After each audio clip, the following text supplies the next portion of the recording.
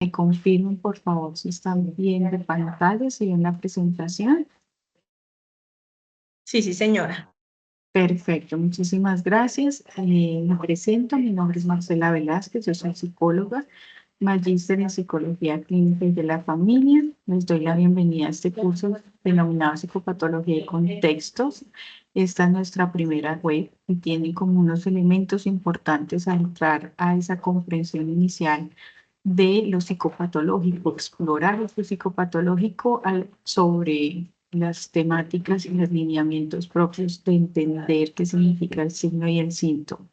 Vamos a trabajar el día de hoy precisamente esa revisión de la psicopatología, de entender el concepto de la salud mental y todas sus implicaciones, pero además también vamos a hacer una realimentación alrededor de la fase 1 y la fase 2 de nuestra tesis. Yo me encuentro en el SEAD Acacias, he tenido pues la posibilidad ya de ver los foros y de ver cómo lo estamos dinamizando y el día de hoy pues vamos a intentar resolver todas esas inquietudes que han presentado en relación a este curso. Para iniciar esta contextualización, pues hablarles acerca de la psicopatología y esta, como ustedes tuvieron la posibilidad de revisar, es la ciencia que estudia la mente y la conducta humana.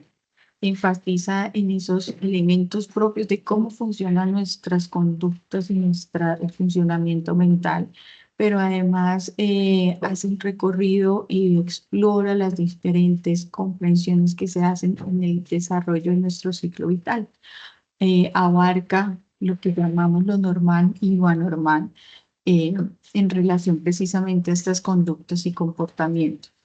Sus aportaciones poseen una doble naturaleza y es que continuamente la psicopatología está permitiéndonos entender todos estos elementos propios de la acción que realizamos dentro de contextos de atención en salud mental alrededor de tres niveles de intervención y de accionar, que tiene que ver con la prevención de la enfermedad y es evitar y tener buenos hábitos que nos acompañen entonces en nuestro desarrollo de la vida, eh, hacer diagnósticos también acertados y que nos permitan de alguna manera acompañar de acuerdo a las necesidades de estas sintomatologías y por supuesto la psicopatología también tiene esa naturaleza de poder generar atenciones e intervenciones en relación a estos como disciplina, porque no solamente se centra en la ciencia y los procesos de investigación, la psicopatología busca precisamente establecer esas leyes generales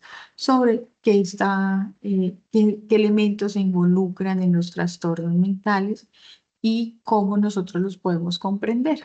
De tal manera que cuando hablamos desde la psicología, debemos tener esta visión de la psicopatología como esos fenómenos que involucran la salud mental y que ponen también en servicio pues cada una de las acciones que nosotros como psicólogos realizamos.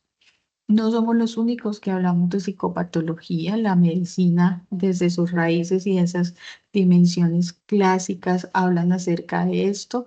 De hecho, pues nace, digamos, de estas corrientes muy pegadas a la salud, a lo clínico, y viene precisamente en un ejercicio de evolución hacia cómo nosotros, entre nuestras propias, entre distintas ciencias, y distintas disciplinas nos conversamos.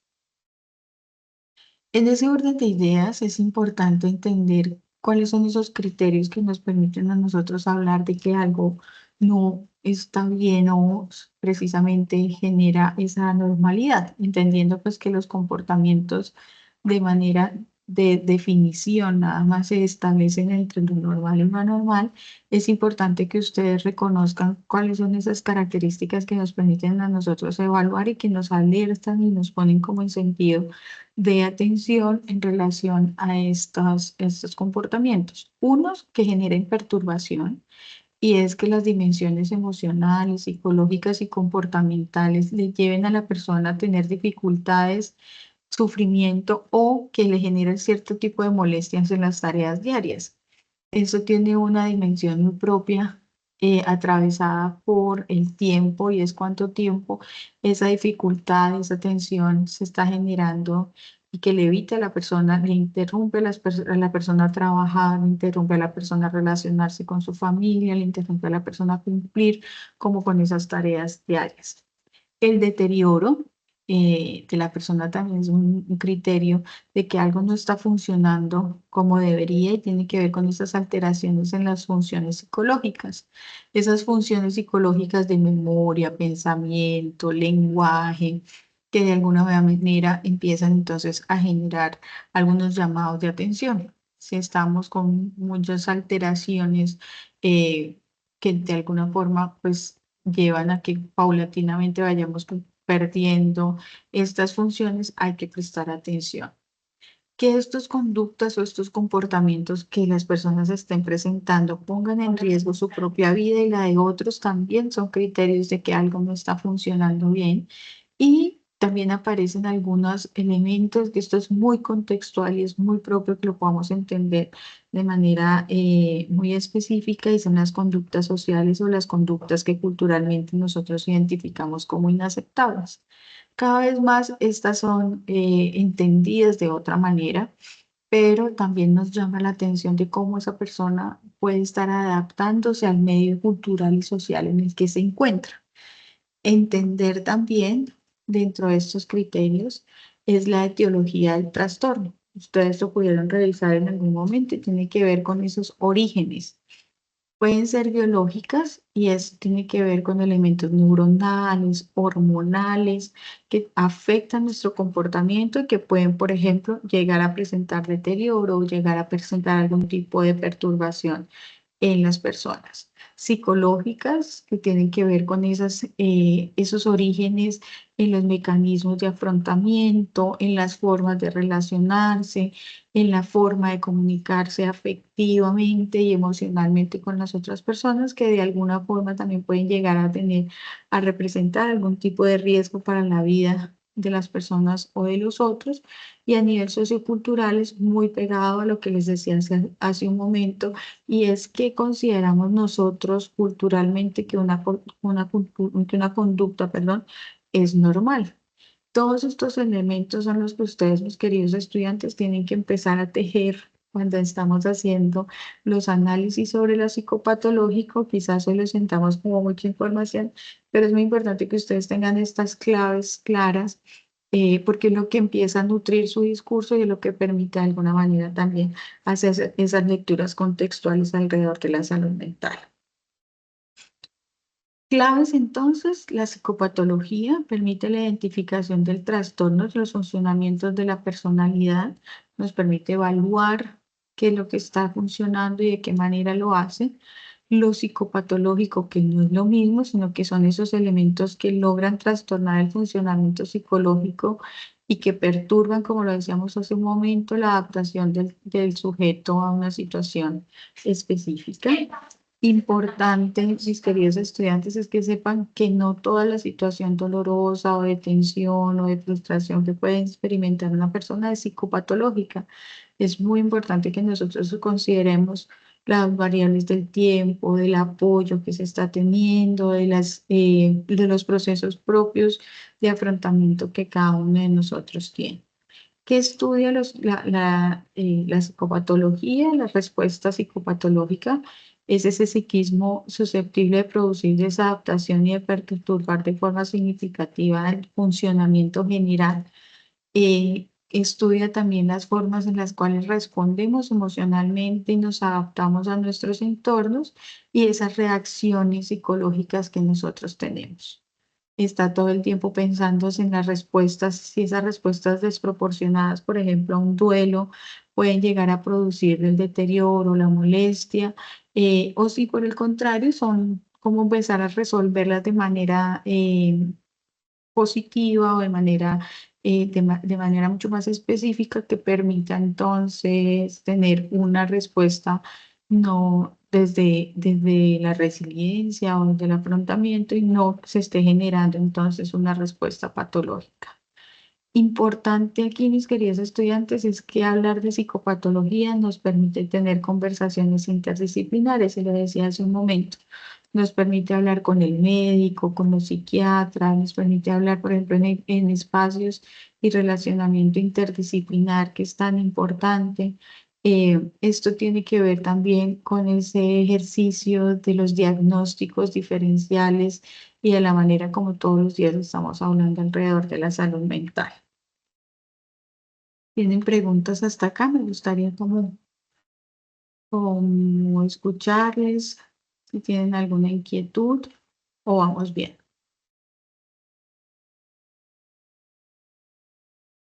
Profe, buenas tardes. Me presento Buenas Alexander tardes, Suárez. No, ¿cómo estás? muchísimas gracias por la explicación.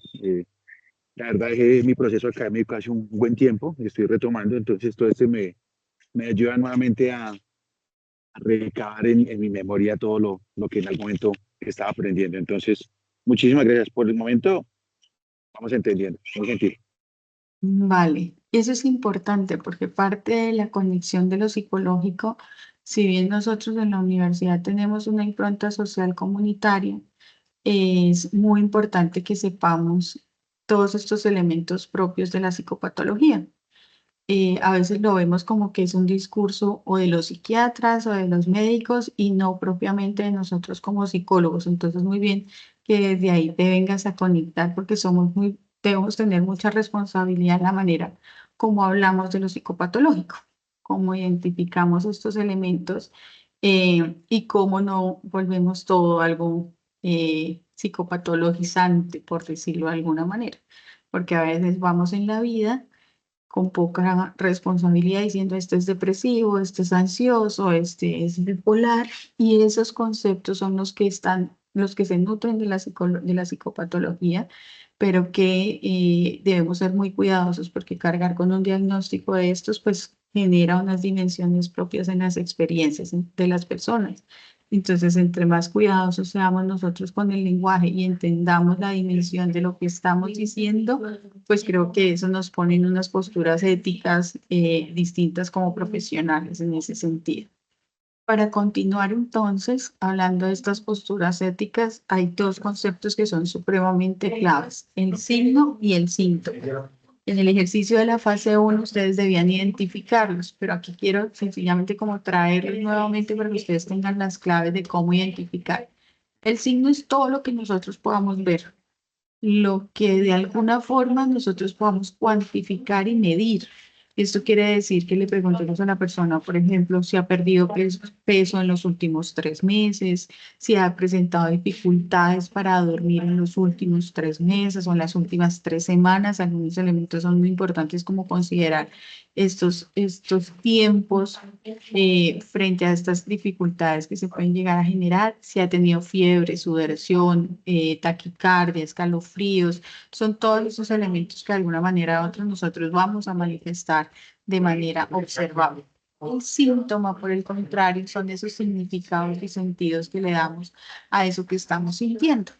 Y aquí en lo psicológico y el llamado a nosotros como psicólogos es entender muy bien qué significa ese signo que está presentando. Por ejemplo, en la pérdida de peso, ¿qué relación tiene? Si está relacionada con un sentimiento de miedo, de sentirse irritable, de sentir angustia, de sentir mal genio, las dificultades para dormir, por ejemplo, si están asociadas al sufrimiento, a la tristeza, a la melancolía, ¿cuáles son esos significados? En ocasiones no necesariamente tienen que ver con las emociones, porque puede ser una expresión de la persona en relación a lo que está pasando. Entonces, es muy importante que nosotros entendamos la diferencia entre el signo y el síntoma, porque cuando evaluamos, cuando hacemos examen mental, nos permite ver la relación entre la sintomatología y el diagnóstico. Entre esas referencias también muy de la dimensión del cuerpo, entre la somatización, por ejemplo, si en algún momento se puede señalar, y esos síntomas emocionales o psicológicos que se están señalando. A veces, por ejemplo, cuando vamos al médico y decimos tenemos mucho dolor de cabeza, para el doctor es muy difícil identificar el dolor de cabeza porque no lo está percibiendo, pero el síntoma de decir tengo dolor ya es un llamado de atención. Entonces, de ahí en adelante vienen todos los procesos de atención que se puedan llegar a generar. Y es por eso que es tan importante que nosotros tengamos la diferencia entre el signo y el síntoma. ¿Esto por qué? Porque viene una gran, yo no sé si decirlo de esta manera, como que una gran hija de la psicopatología que se llama la semiología. Particularmente la semiología tiene un apellido y es semiología psiquiátrica. pero yo lo presento el día de hoy solo como semiología para que ustedes tengan un acercamiento más amable a esto. Y es que la semiología permite identificar y describir esas manifestaciones clínicas y poder generar esos discursos, esas formas de esos conceptos que nos permitan a nosotros entender qué es lo que está pasando con la persona entre su síntoma y su signo. Tiene unas categorías que están alrededor de la cognición. Entonces, si por ejemplo identificamos que hay delirios, que hay trastornos de atención, que hay dificultades en el aprendizaje, que hay elementos también muy desde la memoria, por ejemplo, entonces vemos que la persona dice que todo está manifestando en su sintomatología. eh, Pérdida de conciencia, pérdida de memoria, qué está pasando. Entonces, ¿cuáles son esos signos también que podemos nosotros identificar? No me los cuenta ella, los cuenta alguien que esté acompañando a la persona. En términos del afecto, si hay depresión, euforia, cuál es el estado anímico con el que la persona llega. Y esto es muy importante para la definición de estado de examen mental, que lo veremos en otra sesión, pero que nos permite a nosotros particularmente dar cuenta de esa expresión emocional y psicológica que la persona tiene al momento de tener una atención. Conductas, si es impulsividad, si es con retraimiento, si por el contrario, entonces es una persona muy desde el mutismo, que no habla, que no expresa ningún tipo de conducta, o que ha tenido, por ejemplo, conductas autolesivas. Todo este tipo de conceptos nos permiten a nosotros entenderlo desde esta área. Percepción, alucinaciones. También está el del lenguaje, perdón, que tiene que ver con esa incoherencia y ese mutismo, y la conciencia, memoria y juicio como esas funciones psicológicas superiores que tenemos. Esta semiología, creo que vamos a tener una sesión, les tengo preparada una sesión solo para hablar acerca de cada uno de estos, porque sí es muy importante que ustedes se den el permiso de ir conociendo cada uno de estos conceptos e irlos apropiando para hablar acerca de lo que en algún momento también nosotros llamamos esas manifestaciones clínicas en términos del comportamiento y la conducta humana. Esto frente a ese gran resumen que quería compartirles en términos de la psicopatología, saber que esta no está desligada de, de estas propias comprensiones que configuran y le dan sentido a nuestra disciplina, saber que para los seres humanos siempre ha sido muy inquietante reconocer el comportamiento humano y particularmente esos trastornos mentales, que en ocasiones, si ustedes lo pudieron revisar muy bien en esas líneas de tiempo que elaboraron, viene desde lo mágico, desde lo religioso, desde lo mítico, hasta lo que hoy en día estamos nosotros sustentando, que tiene que ver con lo científico y lo clínico. ¿Por qué es tan importante que ustedes hayan podido identificar estas líneas de tiempo y estos hitos históricos? Y es que eso les permite tener a ustedes, estudiantes, una gran visión de la evolución y lo importante que es la ciencia en el momento para la comprensión del comportamiento humano. Y cómo día a día nosotros, a partir de la ciencia, a partir de la filosofía, a partir de la psicología, de las ciencias médicas, pues hemos venido nutriendo nuestro accionar psicológico. Y aquí aprovecho pues hacer una pausa, por ejemplo, a esas pseudociencias que en ocasiones nos encontramos con prácticas que poco cuidan el sujeto, que no están reguladas y que pueden llegar a ocasionar mayores complicaciones en términos de los riesgos de salud mental que se tienen. En la época antigua, pues hablábamos de esas, Hipócrates nos trae el postulado del desequilibrio de los humores. Recordemos que él decía entonces que habían algunas rabias y algunas sensaciones y algunas sustancias que hacían que las personas fueran de cierta manera u otra. En la Edad Media, y con toda esa apuesta judeocristiana que caracterizó a la Europa medieval, predominaban los relatos demoníacos y de las prácticas represivas. Las personas durante esta época sufrieron muchísimo, porque cualquier conducta que se salía de lo normativo o de lo esperado era castigado y era visto entonces como desde una fuente precisamente de castigo o de culpa en términos de lo demoníaco como tal, y que esto de alguna manera todavía nosotros lo vemos. ¿Y por qué lo digo? Porque a veces llegan a consulta y dicen, no, es que yo estuve primero, yo pensé que lo que tenía era una brujería o tenía un amarre.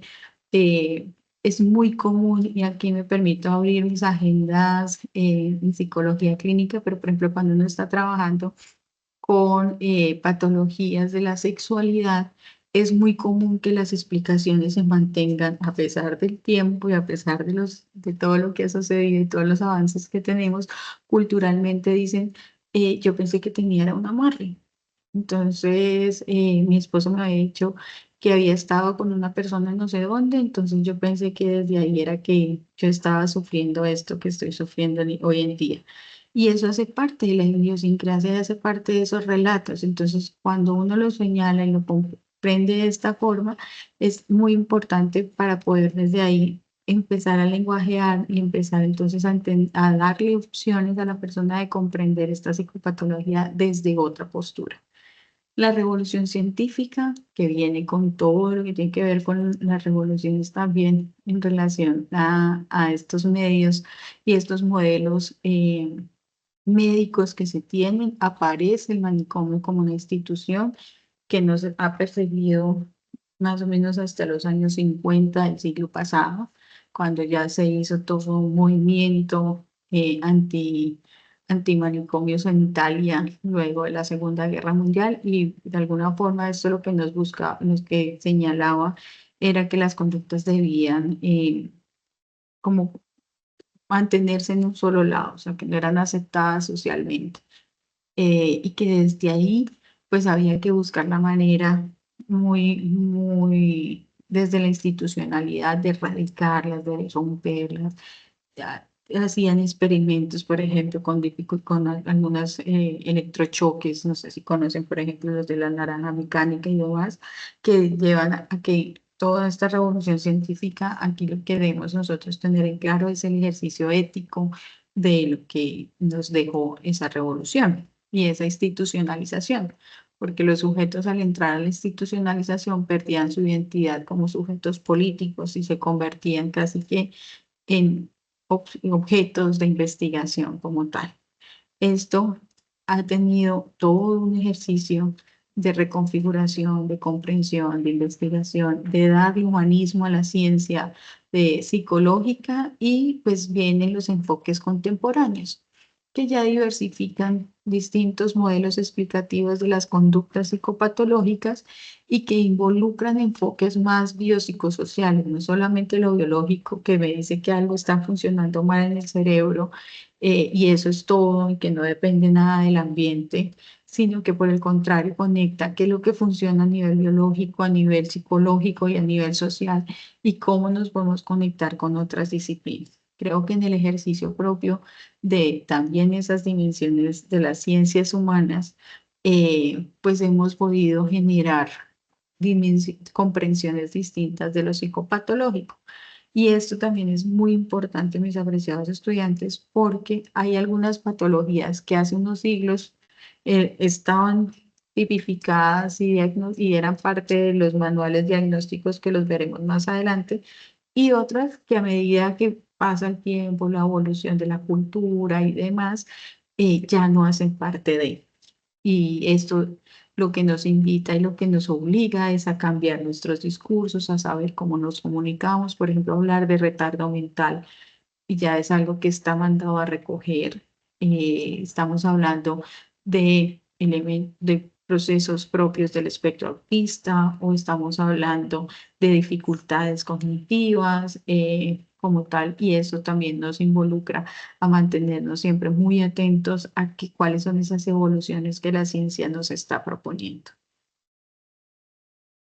En relación a ello, lo decía hace un momento, los manuales de clasificación, los sistemas de clasificación, o también lo llaman neurodivergencias, sí señor, o está como neurodivergencias, que creo que es un concepto también muchísimo más amplio, que permite como recoger todo, pero no tiene ese señalamiento como lo podía tener un retardo mental. Esos sistemas de clasificación son unos manuales que aparecen son sistemas de organización de la psicopatología. Hay dos grandes documentos que están todo el tiempo nutriéndose y que hacen parte precisamente de cómo nosotros identificamos y generamos un solo discurso en relación a lo psicopatológico. Aparece el manual diagnóstico de diagnósticos en salud que tiene que ver con el manual de la Asociación Americana de Psiquiatría, el DSM-5. Hay una versión hace poco que es DSM-5 revisado y tiene unos enfoques categoriales y descriptivos que facilitan esos diagnósticos clínicos y las decisiones terapéuticas. Este manual lo que nos dice son como los síntomas, las características propias de cada uno de las definiciones de psicopatológico. Entonces, por ejemplo, nos dice cuáles son los criterios que debe cumplirse para tener una depresión, para diagnosticar, perdón, una depresión, y cuál es la diferencia con una distimia, una ciclotimia, etcétera. ¿Esto que aporta? Pues un montón en términos de cuál es la visión que nosotros tenemos al momento de realizar los diagnósticos, pero también que, insisto, podamos lenguajearlo de manera importante con otras disciplinas y con otras ciencias. El CIE-10, que es la clasificación internacional de enfermedades de la OMS, este es muy importante porque, perdón, el CIE-11 este hace parte, por ejemplo, de los contextos médicos. Cuando nosotros vamos por una gripe, vamos por una gastroenteritis, vamos por, eh, yo que sé, un dolor de muela y demás, lo que nos van a dejar en la historia clínica es ese código de la clasificación internacional de enfermedades de la OMS. Igual pasa con salud mental. Si llegamos con una depresión, con un episodio de ansiedad, con dificultades entonces relacionales y demás, también hay toda una categoría que son los Zetas y los Fs que nos permiten identificarlo. Esto incluye enfoques culturales, o sea, que hacen una lectura global de cuáles son como esas identificaciones de esos elementos propios de salud física como mental para poder identificarlos y tener estadísticas y aportar entonces también en procesos de promoción de la enfermedad y prevención perdón, promoción de la salud y prevención de la enfermedad. Hacia allá van bien todos estos elementos. ¿Qué es importante acá, estudiantes? Es que ustedes den el permiso de revisar cada uno de ellos. Propiamente para nuestro curso vamos a estar muy atentos al DCM-5, pero estos son estandarizados, son diagnósticos estandarizados y que en ocasiones pueden llegar a ser un poco reduccionistas, medicalizantes, porque entonces te dices, tiene una depresión, inmediatamente da el medicamento para el mismo, tiene un pico de ansiedad, entonces da el medicamento para el mismo, y siempre hay que verlo con la lupa del contexto, hay que verlo con la lupa de esa mirada integral y biopsicosocial que a nosotros nos identifica, porque es importante darse el permiso de conocer un poco más la historia. Esto responde también a los sistemas de salud y cómo están configurados en su naturaleza propia de atención y de servicio. Sin embargo, pues son herramientas supremamente importantes para facilitar esos diagnósticos clínicos y esas decisiones terapéuticas. En ese orden, mis apreciados estudiantes, la salud mental, como ven, hemos venido hablando solo de la psicopatología, de esas situaciones, de esas conductas anormales, de esos signos y esos síntomas, de esa historia que la envuelve, pero es importante entender el concepto de salud mental y cómo esto psicopatológico eh, juega con esta salud mental. Y es que la salud mental es un concepto muy amplio y debe verse, como lo decía hace un momento, de una manera integral. Es el estado de bienestar en que las personas se reconocen capaces de afrontar las tensiones normales de la vida, conectado con esto que decíamos hace un momento, de esos criterios para pensarse en una psicopatología como el deterioro de las funciones ejecutivas o el deterioro de las situaciones y de trabajar productivamente y contribuir a su comunidad y abarca aspectos emocionales, sociales y cognitivos. Tiene todo este concepto de salud mental, parece que es muy enriquecedor porque habla precisamente de esa dimensión biopsicosocial y de los distintos contextos en los que nosotros nos movemos.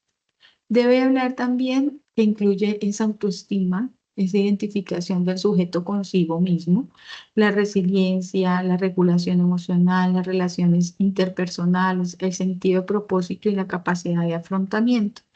Estas dimensiones del bienestar mental hablan de cómo la persona gestiona y autogestiona sus recursos para el afrontamiento de diferentes situaciones del ciclo vital. Y desde allí hablar que en esa gestión se encuentra entonces el equilibrio. Esto no quiere decir que vamos a estar sin dolor o que algo no nos va a generar frustración o que algo no nos va a generar molestia, pero cuando hablamos de una salud mental desde esas dimensiones de bienestar, quiere decir que podemos atravesar el dolor, atravesar la frustración, atravesar la tristeza, sin que eso nos vaya a afectar a nivel de la productividad, de ese relacionamiento con los demás y que todo el tiempo estemos nosotros en ese ejercicio. Por ejemplo, un duelo. No podemos pretender que la persona, independientemente de la situación que esté atravesando o del duelo que esté atravesando, eh, vaya entonces, no le vayamos a respetar los tiempos que tiene para afrontar ese duelo. Cuando ese afrontamiento de ese duelo ya esté generando dificultades a niveles laborales, a nivel de pareja, a nivel de padre, bueno, a nivel personal, en distintas relaciones, podríamos empezar a pensar qué tanta capacidad de afrontamiento está teniendo la situación. Pero una persona que decide, dice, yo voy a llevar un duelo de 3 meses, de 6 meses, y esta va a ser mi comida, y estos van a ser los lugares a los que estoy, y estos van a ser mis rituales de despedida, y esta va a ser la forma en la que me he visto, y es consciente como una forma de autorregulación emocional, pues hablaríamos de esas dimensiones del bienestar mental. Importante saber que hay unos planos individuales que favorecen precisamente ese desarrollo y funcionamiento y que también hay unas redes de apoyo que pueden llegar a generar aportes en tanto a esa cohesión social y a la construcción de sociedades más sanas y equitativas. Si, por ejemplo, en lo que hablábamos hace un momento del duelo, alguien más en la familia está apoyando o su jefe inmediato sabe acerca de la situación y dice, voy a darle el permiso los sábados o lo dar el permiso el día tal para que puedan tener sus rituales y demás, tiene que ver entonces también con esos procesos de apoyo que llevan a que esas conductas naturales de atravesar las tensiones normales de la vida, pues no vayan a recaer entonces en una psicopatología como tal. Tengo una actividad y preguntas, entonces voy a dejar de compartir y les voy a pasar por el chat la actividad para que la podamos realizar. ¿Hasta acá alguna pregunta que tengamos los estudiantes?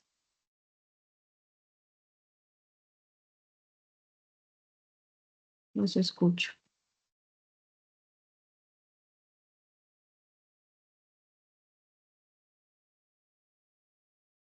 Perfecto.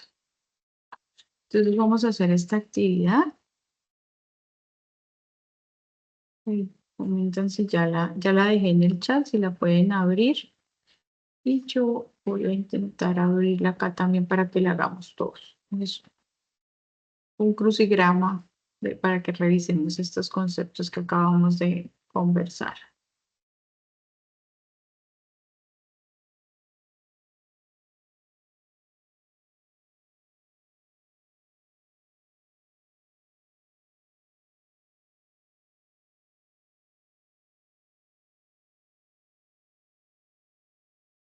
Entonces, la primera dice, dificultad, sufrimiento o molestia en las tareas diarias. ¿A qué concepto de los que acabamos de revisar hace referencia? Los escucho o los leo en su efecto. La dije varias veces.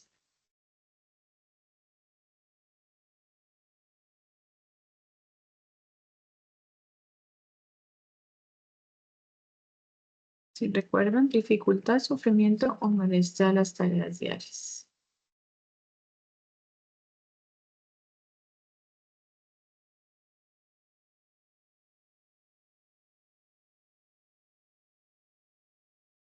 esa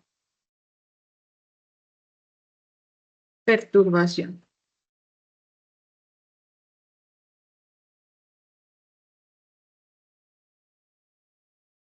Falta una R, perturbación. Exacto. Dice Joel que se ha perdido. Es la ciencia que estudia la mente y la conducta humana. Enfatiza en el funcionamiento mental y las conductas del ser humano que se expresan a lo largo de un continuo que abarcan desde la normalidad hasta la psicopatología.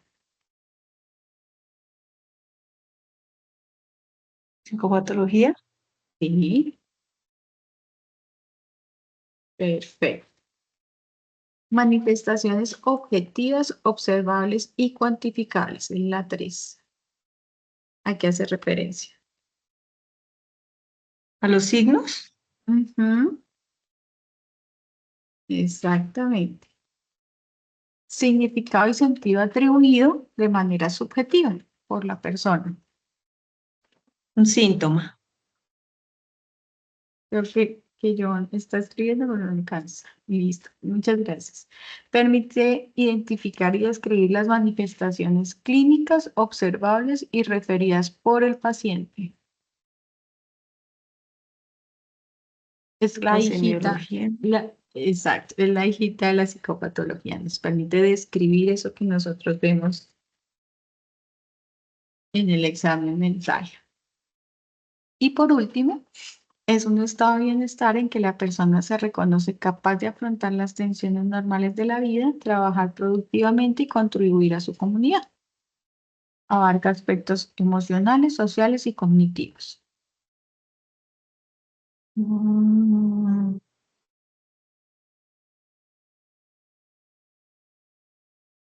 Que es en donde nos debemos enfocar nosotros, en ese bienestar global.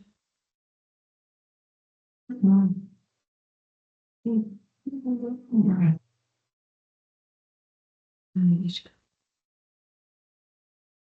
es biopsicosocial, la lectura, la salud mental. Es el concepto de salud mental que hemos trabajado. Ahí les queda para revisar estos conceptos como tal. Vamos entonces claros hasta el momento. Este es el primer recorrido que ustedes, gracias, John Jaime, que ustedes acaban de señalar con la actividad de la fase 1. Viene a ser parte precisamente de esa introducción y de esos acercamientos a lo psicopatológico.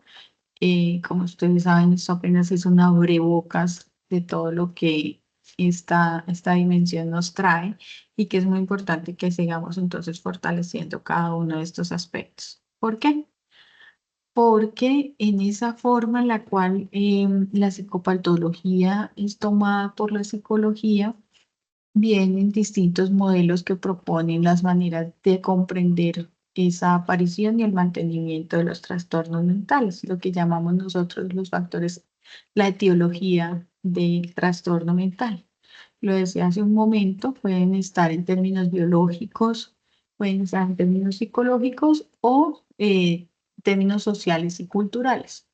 Los modelos teóricos para la psicología son supremamente importantes. Esto no solo responde a lo psicopatológico, sino quiero que desde aquí ya nos enfoquemos a nuestra disciplina psicológica.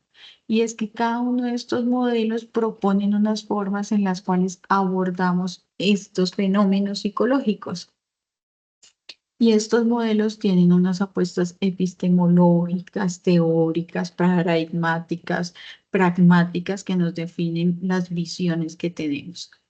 Entender que los modelos se convierten en sencillamente herramientas, unas gafas, y por eso me las cojo, de poder explicar esos fenómenos psicológicos o esos comportamientos anormales o esas psicopatologías que nosotros estamos viendo. No es que haya uno mejor que el otro, uno más completo que el otro, no. Aquí lo que nosotros buscamos es poder identificar y tener como esos recursos, como lo decía hace un momento, técnicos, disciplinares, filosóficos, epistemológicos, que nos dan a nosotros el sentido de nuestro accionar. Y desde ahí también proponer entonces acciones de intervención, que es lo que ustedes de alguna manera u otra van a están empezando a analizar para la fase 2 de nuestro curso. Tenemos el modelo biologicista. Este explica todos los trastornos por alteraciones genéticas, neuroquímicas o estructurales. Usa los tratamientos farmacológicos como su herramienta de intervención. También, y aquí olvidé dejarlo en la diapositiva, pero lo menciono, y es que usa mucho ahora de las tecnologías para poder soportar todo lo que tiene que ver con las neurociencias. Este modelo biologicista es un modelo que se basa netamente en qué está funcionando mal a nivel biológico, a nivel de las alteraciones hormonales, a nivel de lo neurológico, para decir este es un comportamiento psicopatológico o por eso es que se está presentando este u otro comportamiento. El modelo psicodinámico, este es un modelo mucho más,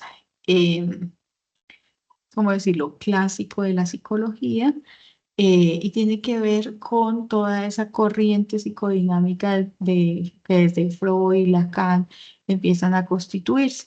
Se enfoca en los conflictos inconscientes, en las fijaciones infantiles y en los mecanismos de defensa. Viene a ser el de la teoría fuerte de las dimensiones del aparato psíquico. Ese es un concepto que ellos utilizan mucho, el modelo psicodinámico utiliza el concepto del aparato psíquico que es el yo, el ello y el superyo. Desde este modelo psicodinámico, pues va a definirse que la psicopatología está relacionada con esos conflictos, intereses inconscientes que se generan dentro de este aparato psíquico, que deja salir el consciente, que deja salir el inconsciente, cómo está el superyo también jugando ahí un papel y el ello y el un papel importante en toda esta dimensión. Promueve la introspección como su herramienta de análisis principal, aunque hay otro montón, esto apenas es un barrido y ustedes ya lo desarrollarán dentro de la guía, y tiene toda esa fundamentación en la hermenéutica, en la introspección, que le da sustento entonces a la psicoterapia desde el modelo psicodinámico. El modelo conductual señala entonces que los trastornos o la etiología de los trastornos surge a través del aprendizaje desadaptativo y de pensamientos disfuncionales. Este es muy fuerte en el análisis contextual, en el análisis, conductual de esas representaciones y esas manifestaciones psicopatológicas.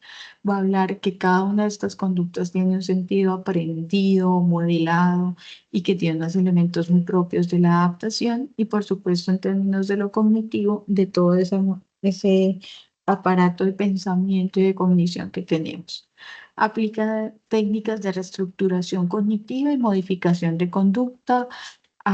El modelo cognitivo conductual hace la mezcla entre el modelo conductual que también está, no lo tengo en la diapositiva, pero que también tiene una corriente muy fuerte en términos de este proceso. Ellos tienen una evolución propia del conductual radical al cognitivo conductual y ahora hablamos de una tercera generación que tiene unos elementos mucho más contextuales, pero que de alguna manera pues su objetivo está en el aprendizaje y en la influencia del medio en las conductas de las personas. El modelo humanista, por su parte, considera que el malestar o esa psicopatología surge por la falta de autenticidad, aceptación o sentido vital. Está muy pegada a procesos motivacionales, a procesos de sentido de vida. Cuando escuchamos a un humanista, siempre lo vamos a escuchar hablando acerca de cuál es el sentido de su vida. Y esa es una fuerza bastante importante que viene desde la comprensión de Carl Rogers, que es uno eh, de sus autores principales. Trabaja desde la empatía, el crecimiento personal y la autorrealización. Tiene muy claro, por ejemplo, las teorías alrededor de qué es lo que nosotros consideramos como esas escalas de bienestar que debemos tener o cómo debemos ir cumpliendo como con cierto tipo de procesos propios de la experiencia humana que le da sentido entonces a ese malestar y que le permite reconfigurar formas de existir y de sobrellevar la experiencia. Y el modelo sistémico explica los síntomas como el funcionamiento de un sistema familiar o social, eh, cómo el sujeto, desde su comprensión propia de sujeto, se relaciona con los otros y esa relación con los otros involucra una comprensión propia de sí mismo. Interviene sobre relaciones, roles, patrones comunicacionales, jerarquías, coaliciones, triangulaciones, etcétera, etcétera. Viene este modelo sistémico a tener una dimensión mucho más ecológica, porque no se piensa solamente en el sujeto, sino en el sujeto en la relación con su medio, y cómo este retroalimenta entonces cada uno de estos elementos. Como ustedes bien han escuchado, pues cada uno tiene un objeto de estudio, tiene unas teorías, tiene unos representantes, tiene una forma particular de entender la etiología del trastorno. No es, insisto, no es que uno sea mejor o más efectivo que otro y demás. Lo que es importante aquí, perdón, es que ustedes desde ya, eh, se enamoren de uno de ellos. Y a partir de poder conocerlo y a partir de comenzar a apropiarse de ese proceso, pues puedan desde ahí también montar todo su rol psicológico y su fundamentación psicológica, porque cada uno tiene sus técnicas y sus formas, y si debemos a nivel de las intervenciones o de la disciplina psicológica ser muy cuidadosos en no confundirlo o no mezclarlos, porque eso nos haría eclécticos. Y es muy importante, más allá del eclecticismo, ser muy rigurosos y muy cuidadosos con las intervenciones que se proponen en cada uno de ellos. En ese orden, mis apreciados estudiantes, la fase 2, que tiene que ver con la explicación teórica de la psicopatología, recoge esto que les acabo de compartir, apunta al resultado de aprendizaje 2, que es donde ustedes estarán en la capacidad de explicar los fundamentos básicos y los modelos existentes que definen la etiología y el mantenimiento del trastorno, teniendo en cuenta el análisis semiológico, etiológico y los sistemas de clasificación. Insisto, el análisis semiológico tiene que ver con esos signos y síntomas, cómo los comunicamos, si la persona está alterada, si la persona tiene falta de conciencia, tiene dificultades, eh, no sé, tiene cambios en los hábitos de sueño, tiene cambios en los hábitos de alimentación, tiene que ver con todas esas dimensiones propias de los signos y los síntomas. Manifiesta que se siente frustrado en los últimos meses, manifiesta, sí, llorar demasiado y síntomas de tristeza prolongada. En términos de lo etiológico, esas causas de la psicopatología, cuáles son esas descripciones que ustedes pueden llegar a realizar desde lo biológico, desde lo psicológico y desde lo social, siempre atravesados por esos tres filtros de análisis y comprensión, que al final ustedes pues aterrizan entonces y revisan en los sistemas de clasificación de acuerdo a ese análisis de síntomas y signos, a esas causas de lo psicopatológico, qué diagnóstico pueden ustedes señalar. Para esto y para alcanzar este resultado de aprendizaje, pues se ha propuesto esta explicación teórica de la psicopatología, que revisen ustedes las lecturas, nuevamente echarle un ojito a las de fase 1 que quedaron pendientes y las de fase 2, realizar el estudio de caso que tenemos, que es el de Lorenzo, si no estoy mal, que ya está en sus foros, la matriz de estudio de casos que la voy a explicar ahorita y que al terminar esta web la voy a dejar en los foros también, y socializar los resultados obtenidos con esa matriz. ¿De acuerdo? Esas son las propuestas que tenemos en el curso de manera independiente. En relación a la matriz, esta es una matriz que todavía no está en el foro, lo quería compartir con ustedes una vez realicemos esta web. Tiene que ver con unas 3 preguntas a responder. A la luz del análisis de caso que se les compartió, la primera pregunta es: ¿por qué el caso propuesto se estudia desde la psicopatología? Para ello, tener en cuenta los conceptos de la psicopatología propuestos por Sarraís y Oteo y lo que hoy conversamos, porque cuáles son esos elementos propios que nos dicen este personaje está teniendo un deterioro, está teniendo una pérdida, perdón, una perturbación, está teniendo dificultades con su vida y la de los demás, o está teniendo conductas inadaptadas social y culturalmente. para identificar esos 4 grandes criterios de análisis que les presenté el día de hoy. Y en la siguiente columna se deben señalar desde ese análisis propio que ustedes hacen de la lectura sobre los comportamientos. Entonces, en un lado dicen, Lorenzo está presentando estas características y en columna 2 dicen, está presentando el personaje, en nuestro caso, presenta estas características y en la columna 3 definen entonces, lo soportan con la argumentación propia del autor. La segunda pregunta, ¿cómo se describen los criterios de anormalidad citados? Ahí está el texto que vamos a revisar desde el caso. Entonces, ¿cuáles son esos criterios de anormalidad que define el caso? Y luego, nuevamente, traen la concepción desde lo teórico. Y en la tercera pregunta, según la definición del síntoma y el signo del trastorno, ¿cómo se describe en el caso? ¿Cuáles son esas características que se tienen?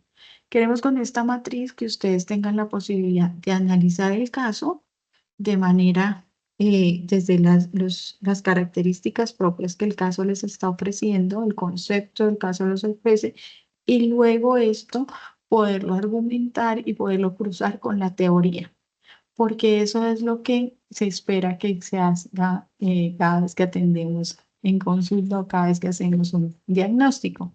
Y es que estemos escuchando a la persona muy atentamente, señalando cada uno de estos elementos propios y estos criterios diagnósticos y luego cruzarlos con la teoría para que el diagnóstico pues tenga esa validación y ese soporte en relación a la ciencia y en relación a estos manuales diagnósticos.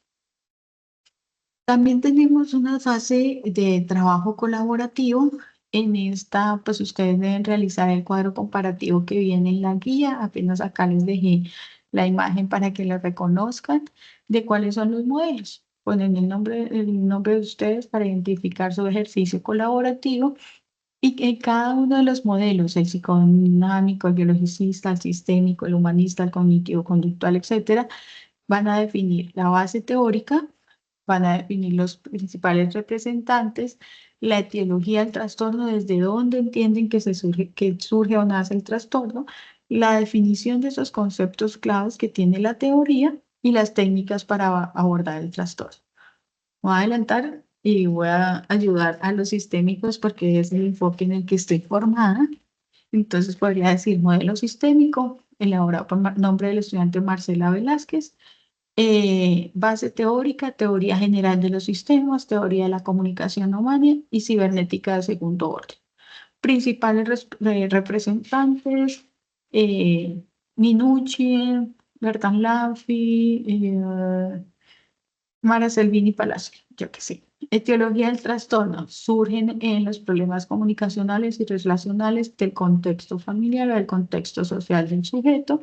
Definición de conceptos claves, límites, coaliciones, roles, alianzas, técnicas para abordar el trastorno, eh, arquitectura familiar, silla vacía, narrativas, reestructuración familiar. Eso sería, pues con citas y todo, muy juiciosos con normas APA, porque reconocí algunas actividades de la fase anterior que no venían en normas APA. Lo pida la guía o no, mi recomendación siempre en mis ejercicios de formación es que ustedes tengan clarísimo la APA, porque eso es lo que nos da también la gramática psicológica en relación a lo que nos están pidiendo. Y al final, pues reflexionan con sus compañeros acerca de este cuadro comparativo, acerca de, de identificar cada uno de estos y cómo esto pues está aportando también a su formación, como esa reflexión argumentada de cada una de estas posturas teóricas que se tienen. Ese es el ejercicio para la fase 2. Esto era lo que les quería compartir el día de hoy en relación a esa introducción a la psicopatología, a entender los signos, los síntomas, a entender el sentido propio de por qué nosotros de alguna manera u otra estamos abordando lo psicopatológico y la rigurosidad con la que debemos también abordarlo, acompañado entonces de toda esa dimensión ética, científica, epistemológica, que nos da el sentido a cada una de las intervenciones que nosotros hacemos. Nosotros no hacemos intervenciones porque sí, sino tienen que ver en relación al ejercicio propio del proceso. ¿De acuerdo? Hasta aquí, bueno, lo que deben entregar, entonces la lectura trabajada por los docentes, el anexo del estudio de caso, el cuadro comparativo y los contenidos, las referencias, para no dejarlo como contenido, sino como referencias. ¿De acuerdo? Dudas, preguntas, inquietudes. Veo una de María en el foro que no se han pronunciado para hacer la parte colaborativa. Puedes ir avanzando en la parte individual, el análisis de caso. Pues requiere como del ejercicio, entonces podrían hacerlo sin que eso pues, les vaya a afectar los horarios y los cronogramas. Si no se conectan, pues trabajan los que aparecen dentro del foro. Creo que es muy claro para todos y ya para el periodo académico en el que ustedes están, que es supremamente importante y que como procesos rectores de nuestro aprendizaje es el aprendizaje autónomo, significativo y colaborativo, entonces desde ese ejercicio lo vamos a medir. No tendría, María, por qué afectar su nota porque ustedes estarán trabajando y cumpliendo con toda la guía. Lo que sí es que si se conectan tres, igual todos los enfoques tienen que estar descritos, por ejemplo. Entonces se dividen los enfoques, algunos harán dos, otros harán, entonces trabajarán todos colaborativamente en cada uno de ellos. Pero creo que no tendría por qué afectar la calificación de ustedes si es un ejercicio que ustedes vienen construyendo en grupo desde ese proceso. ¿De acuerdo? No sé si tengan alguna otra duda, alguna otra inquietud.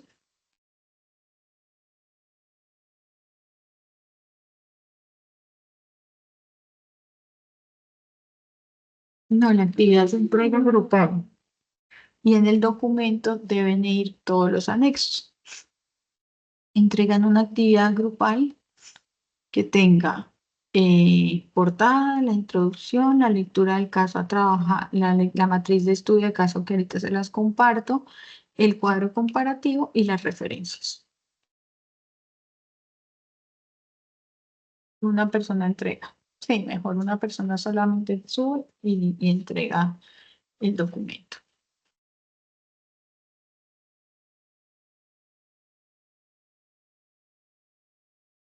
Perfecto. ¿Alguna otra duda? No sé si alguien más de la sala tiene alguna otra inquietud que considere relevante en este momento resolver. Todo muy claro. Me gustaría entonces escuchar dos reflexiones de cierre por parte de ustedes, cómo les ha apoyado este ejercicio en la comprensión de la guía y la comprensión, por supuesto, de los conceptos.